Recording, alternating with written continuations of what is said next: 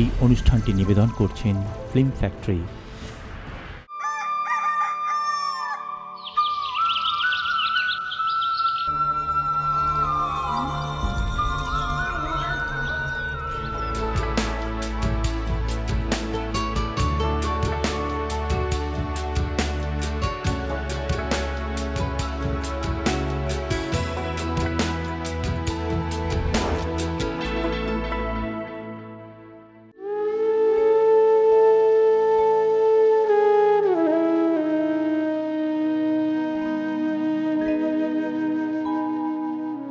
যদি তোর ডাক শুনে কেউ না আসে তবে একলা চলো রে।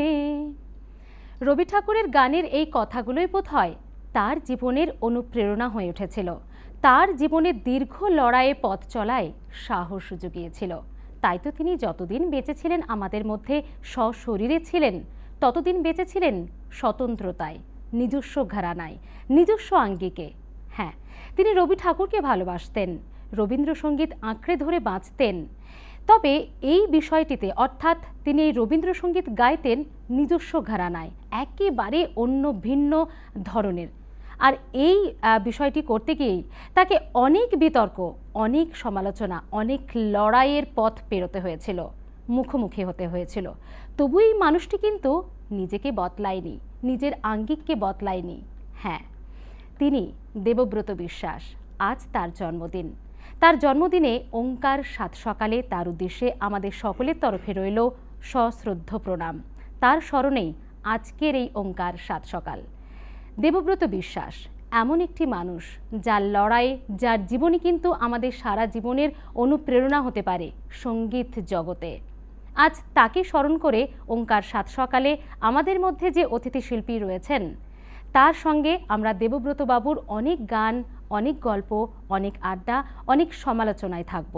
হ্যাঁ, তিনি তো বরাবরই সমালোচনার কেন্দ্রে ছিলেন, তবে আজ তাকে শুধু শ্রদ্ধা। আসুন, আজ তার অনুরাগী, তার অনুগামী আমাদের সঙ্গে রয়েছেন ওঙ্কার সাত সকালে, তার সম্বন্ধে কথা বলতে। আর আপনাদের সঙ্গে রয়েছি আমি স্মৃতি। সুপ্রিয়দা আমাদের সঙ্গে রয়েছেন আজকের সঙ্গীত বিশেষজ্ঞ এবং সঙ্গীত শিল্পী সুপ্রিয় চট্টোপাধ্যায়। সুপ্রিয়দা, তোমার সঙ্গে অনেক গান, অনেক গল্প, দেবব্রত বাবুর অনেক কথা তো অবশ্যই শুনবো, তবে তোমার সঙ্গে যিনি সহযোগী রয়েছেন তবলায়, তার সঙ্গেও পরিচয় করে দিই, শিবশঙ্কর চক্রবর্তী। শিবশঙ্করদা, তোমাকেও অনেক স্বাগত। দেবব্রত বিশ্বাস, এই মানুষটির আজ জন্মদিন। বহু সমালোচনা, বহু বিতর্ক, বহু লড়াই তার জীবনে আমরা দেখেছি। আজ তাকে শ্রদ্ধা জানিয়ে ওঙ্কার সাত সকাল। সুপ্রিয়দা, তোমার কাছে জানতে চাইবো যে এই মানুষটির সম্বন্ধে কিছু বলতে গেলে আজকে তার জন্মদিনে প্রথমেই ঠিক কি বলতে তোমার ইচ্ছে হচ্ছে? আমি প্রথমেই যেটা বলবো, তার গানের যে কারণে তার গান এত বেশি জনপ্রিয়, তার অভিব্যক্তি বা এক্সপ্রেশন এবং গানের নাটকীয়তা, যেটা আর সকলের থেকে আলাদা। এবং এইখানে এই কথাটা বোধহয় প্রাসঙ্গিক হবে বলা, তদানীন্তন সময়ে আর যারা ছিলেন প্রথিত যশা রবীন্দ্রসঙ্গীত শিল্পী, সবার সঙ্গে তার গায়কী কিন্তু সম্পূর্ণ স্বতন্ত্র। হ্যাঁ, এবং প্রত্যেকটা গানের কথার মানে বুঝে বুঝে যে গাওয়া, সেটা তার গায়কীর ধরন দেখলেই বোঝা যেত। সত্যি এই বিষয়গুলো বোধহয় ওনার এই জীবনের লড়াইয়ে, এই সমস্ত বিষয় সারা জীবন আমাদের কাছে একটা শিক্ষণীয় বিষয় হয়ে থেকে যাবে। আর একটা কথা বলছি, আমার মনে হয়েছে যত লড়াই করতে গিয়ে উনি আঘাত পেয়েছেন, সেই আঘাতের যে সেটাই বোধহয় গানেতে ফুটে উঠেছে। আজকে তার স্মরণে, তার শ্রদ্ধায় প্রথমেই তার গাওয়া একটা গান দিয়ে যদি শুরু করি। ঠিক আছে। আমার হিয়ার মাঝে লুকিয়েছিলে, দেখতে আমি পাইনি তোমায়, দেখতে আমি পাইনি। আমার হিয়ার মাঝে লুকিয়েছিলে, বাহির পানে চোখ মেলেছি, বাহির পানে আমার হৃদয় পানে চাইনি, আমার হিয়ার মাঝে লুকিয়েছিলে।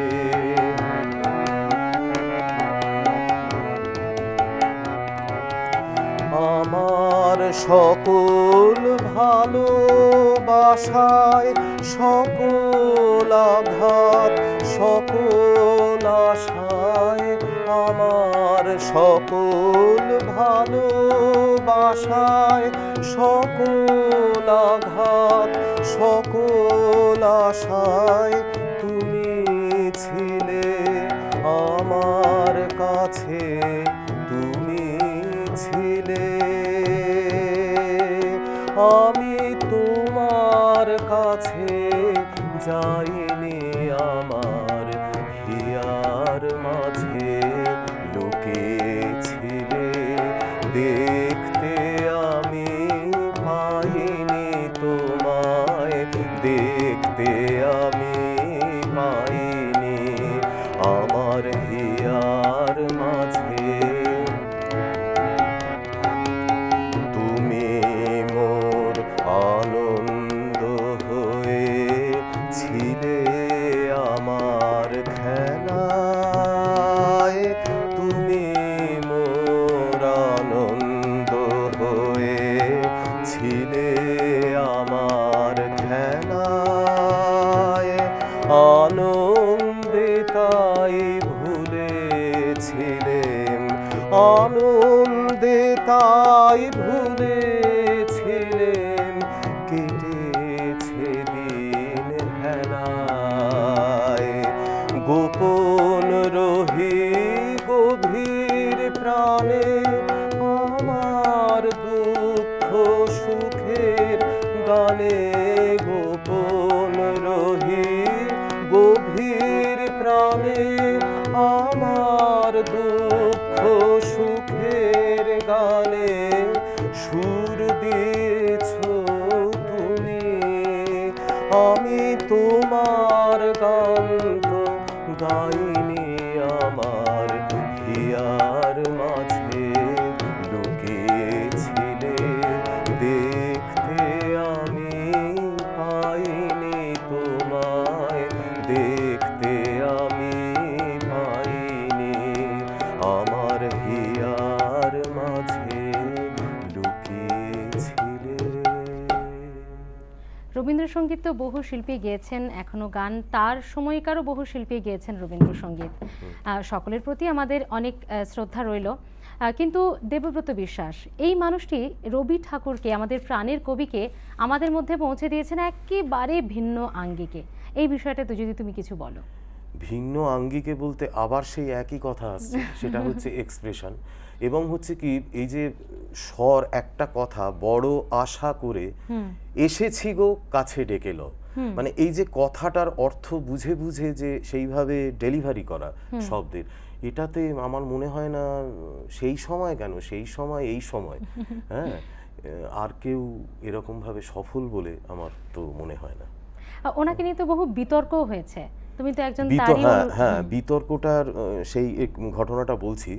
বিতর্কটা হয়েছে প্রধানত অনেকে বলতেন উনি নাকি নোটেশন মেনে চলতেন না সেই সময়, বিশ্বভারতীর যে রবীন্দ্রসঙ্গীতের ওপর যে এবং বিশ্বভারতী থেকে তার গানগুলো তাকে ব্যান্ডও করা হয়েছিল। কিন্তু কথাটা কিন্তু আদৌ সত্য নয়। হয়তো স্বরক্ষেপণ বা কথার উচ্চারণ সেখানে অনেকের সঙ্গে তার মতো বৈষম্য ছিল, কিন্তু নোটেশন নির্ভর নয় এই কথাটা অন্তত আমি কোনোভাবেই মানতে পারছি না। কারণ বহু গান দেখেছি নোটেশনের সঙ্গে মিলিয়ে হুবহু এক রয়েছে। হ্যাঁ, তবে এর সঙ্গে আর একটা কথা বলি, ওনার একটা অসুখ ছিল, অ্যাজমা ছিল, কিন্তু সেটা আমার মনে হয় না ওনার গানকে কাবু করতে পেরেছে বলে। হ্যাঁ, তাই তো আজও তার জন্মদিনে আমাদেরকে একটা অনুষ্ঠান করতে হচ্ছে, আমরা শ্রদ্ধা জানাচ্ছি, তাকেই পেতে চাইছি, তার গান শুনতে চাইছি। একটা জিনিস দেখে দেখো সুপ্রিয়দা, এই বিষয়টা মনে হয় না যে বহু সমালোচনা, সব বিতর্ক, সব লড়াই ছাপিয়ে গিয়ে তবু সেই মানুষটা আমাদের মধ্যে আজও কতটা জীবন্ত, কতটা উজ্জ্বল। তার জনপ্রিয়তা দেখলেই তো বোঝা যায়। হ্যাঁ, মৃত্যুর 1980 সালের 18ই আগস্ট উনি মারা যান। তা এত বছর পরেও তার রেকর্ড বিক্রি কিন্তু সমস্ত শিল্পীর থেকে বেশি। তো এখানে জনগণ যেখানে রায় দিচ্ছে, হ্যাঁ, এরপরে তো আর কোনো বিচার হয় না, এর কোনো বিচার হয় না। একদম জনগণই আসল বিচারক, আসল বিচার করে দিয়েছে। এবার কি শোনাচ্ছে সুপ্রিয়দা? নীল অঞ্জন ঘন পুঞ্জ ছায়ায় সমৃত অম্বর, হে গম্ভীর, হে গম্ভীর, নীল অঞ্জন ঘন পুঞ্জ ছায়ায় সমৃত অম্বর। হে গম্ভীর, হে গম্ভীর, বনলক্ষ্মীর কম্পিত কায় চঞ্চল অন্তর। বনলক্ষ্মীর কম্পিত কায় চঞ্চল অন্তর।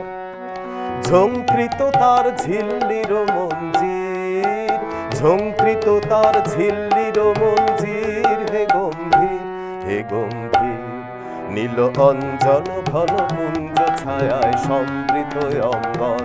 হে গম্ভীর, হে গম্ভীর, বর্ষণ গীত হলো মুখরিত মেঘমন্দ্রিত ছন্দে। মেঘমন্দ্রিত ছন্দে কদম্ব বন গভীর মগন আনন্দ ঘন গন্ধে। বর্ষণ গীত হলো মুখরিত মেঘমন্দ্রিত ছন্দে। মেঘমন্দ্রিত ছন্দে কদম্ব বন গভীর মগন আনন্দ ঘন গন্ধে। নন্দিত তব উৎসব মন্দির, নন্দিত তব উৎসব মন্দির। হে গম্ভীর, হে গম্ভীর, নীল অঞ্জন ঘন পুঞ্জ ছায়ায় সমৃত অম্বর। হে গম্ভীর, হে গম্ভীর, দহন শয়নে তপ্ত ধরণী পড়েছিল পিপাসার তার। পাঠালে তাহারে ইন্দ্রলোকের অমৃত বাড়ির বার্তা। দহন শয়নে তপ্ত ধরণী পড়েছিল পিপাসার তার। পাঠালে তাহারে ইন্দ্রলোকের অমৃত বাড়ির বার্তা।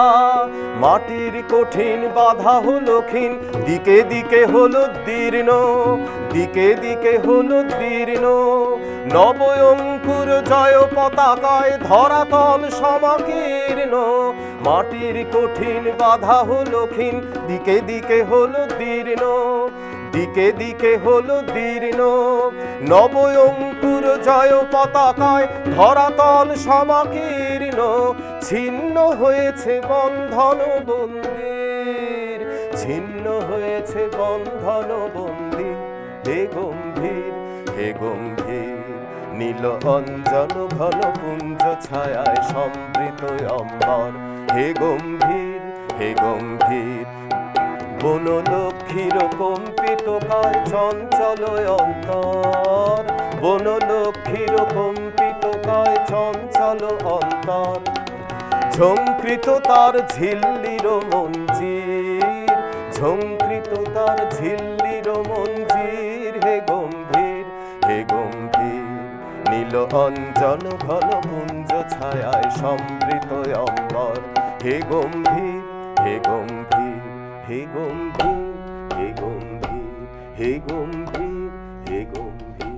বাহ, একটা স্নিগ্ধ সতেজ একটা সকাল যেন দেখতে পেলাম তোমার এই গানের মধ্য দিয়ে। প্রকৃতির বিভিন্ন রূপ মাখা একটা গান আমরা শুনলাম, এবং যার জন্মদিনে, যার স্মরণে, যার শ্রদ্ধায় আমাদের আজকের এই অনুষ্ঠান, যাকে নিয়ে আমরা আলোচনা করছি, গল্প করছি, এই দেবব্রত বিশ্বাসও কিন্তু প্রকৃতি খুব ভালোবাসতেন বলে আমি শুনেছি বা ওনার সম্বন্ধে পড়েছি, এবং বিশেষ করে বর্ষাকাল। সুপ্রিয়দা, সেই বিষয়টাতে অবশ্যই আসছি, তবে একটা ছোট্ট বিরতি নেওয়ার সময় হয়ে গেছে। বিরতির পর আবার আমরা ফিরে আসছি এই অনুষ্ঠানে। আর ততক্ষণের জন্য আমরা একটা ছোট্ট বিরতি নিচ্ছি। আপনারা তো সঙ্গেই রয়েছেন, কারণ যে মানুষটার সম্বন্ধে আজ আমরা কথা বলছি, না একটা এপিসোড বা একটা ঘন্টায় তার কথা, তার গান, তার আলোচনা বোধহয় করাটা আমাদের ধৃষ্টতা হয়ে যাবে। তাই একটা ছোট্ট বিরতি নিচ্ছি, বিরতির পর ফিরে আসছি আরও অনেক গল্প তাকে নিয়ে। সঙ্গে থাকুন।